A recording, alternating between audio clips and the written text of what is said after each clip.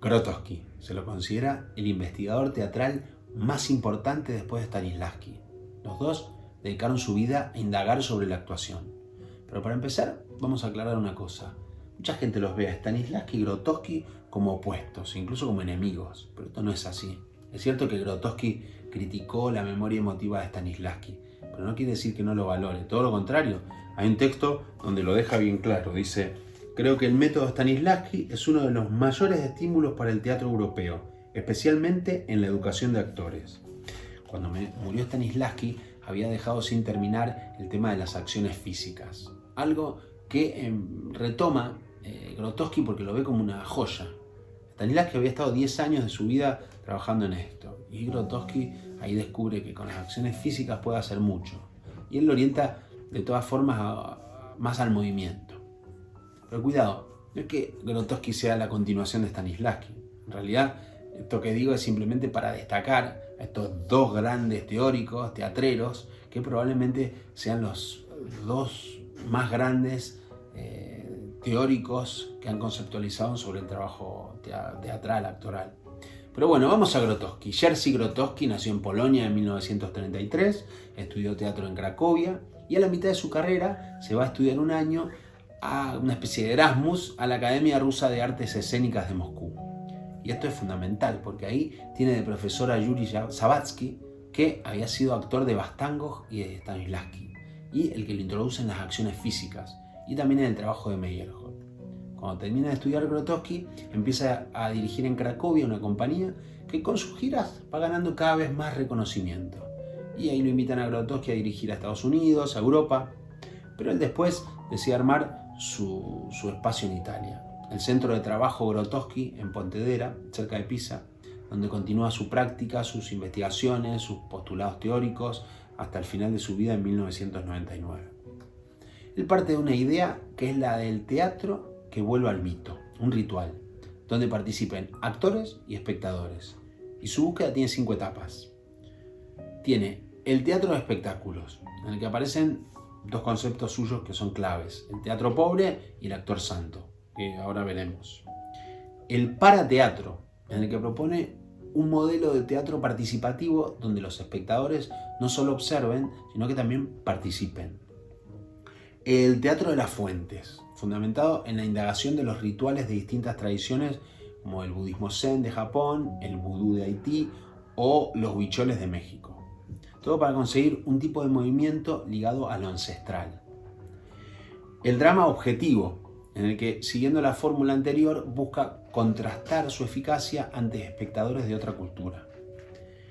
Y el arte como vehículo, en el que Grotowski ya no habla de actor, sino de performer, donde sus acciones conecten con los instintos más primitivos para alcanzar un estado vital, como en los rituales antiguos. Sus investigaciones están en su libro Hacia un teatro pobre, una colección de escritos teóricos que publicó en el 68, a sus 35 años, con introducción nada menos de Peter Brook. ¿Pero qué es esto de teatro pobre? El concepto de teatro pobre habla de lo esencial en el teatro. Acá, en este texto, Grotowski se pregunta y responde como si fuese una entrevista a sí mismo, algo muy interesante. Dice: ¿puede el teatro existir sin trajes y sin decorados? Sí. ¿Puede existir sin música que acompañe el argumento? Sí. ¿Puede existir sin iluminación? Por supuesto. ¿Y sin texto? También. La historia del teatro lo confirma. En la evolución del arte teatral, el texto fue uno de los últimos elementos que se añadieron. Pero, ¿puede existir el teatro sin actores? No conozco ningún ejemplo de eso. ¿Puede existir sin público? Por lo menos se necesita un espectador para lograr una representación. Acá queda claro lo que es indispensable para el teatro de Grotowski: el actor y el espectador, y la relación entre ambos.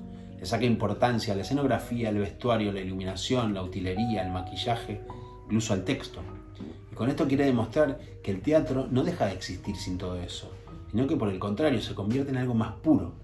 Es que Grotowski buscaba darle una nueva dimensión a la relación entre actor y espectador, Para eso rompe la separación con el público. En sus obras no estaba por un lado el escenario y por otro las butacas. Todo estaba en un mismo espacio. Eugenio Barba, que fue un ayudante suyo de dirección, lo resume en una frase buenísima. La abolición de los dos espacios específicos, escenario para actores y platea para espectadores, corresponde a la abolición de los barrotes de una jaula de leones en un jardín zoológico.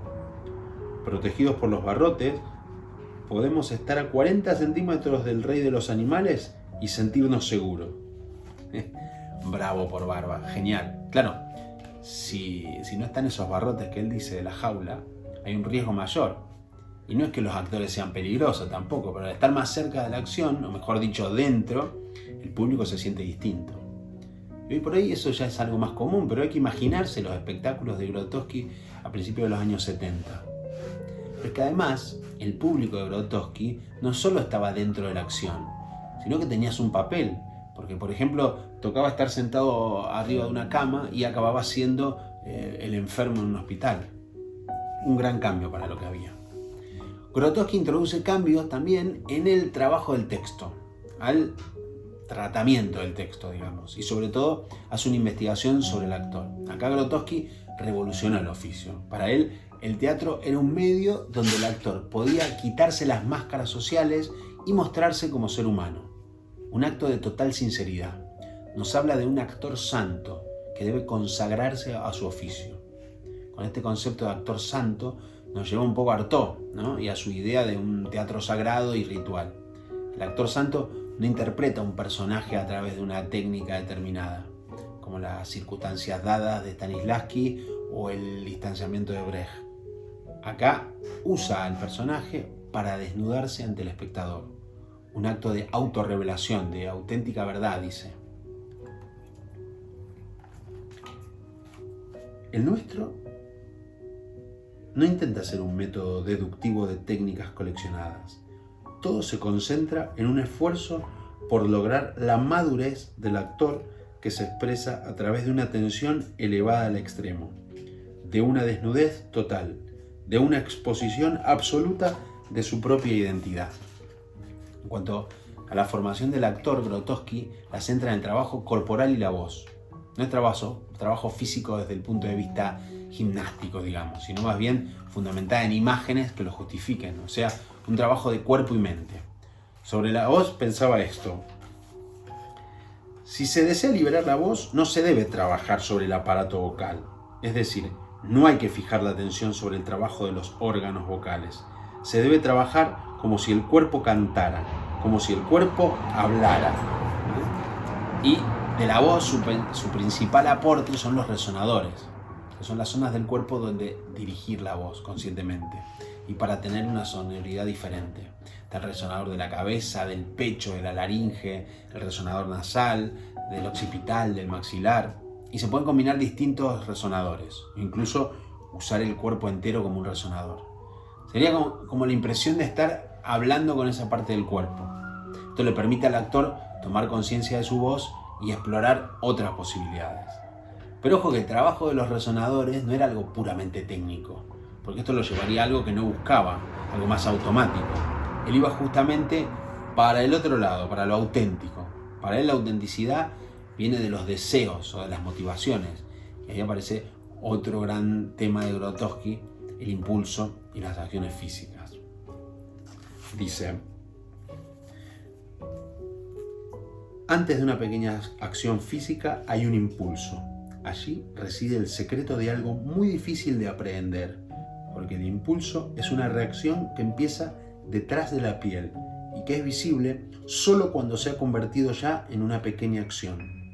El impulso es algo tan complejo que no se puede decir que sea solo del dominio de lo corporal. Pero Grotowski va más allá de lo que proponía Stanislavski, porque Stanislavski utiliza las acciones físicas como una herramienta para que el actor descubra la lógica del comportamiento emocional del personaje.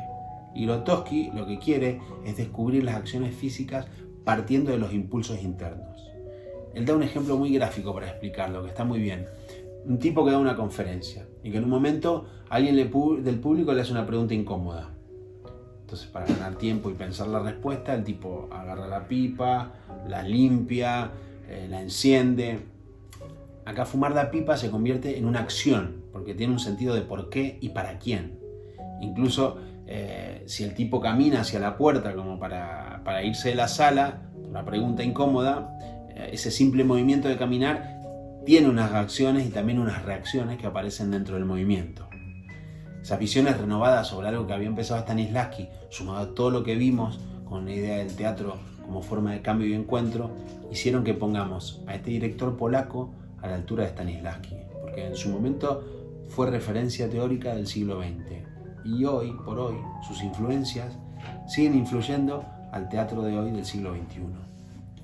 Jerzy Grotowski.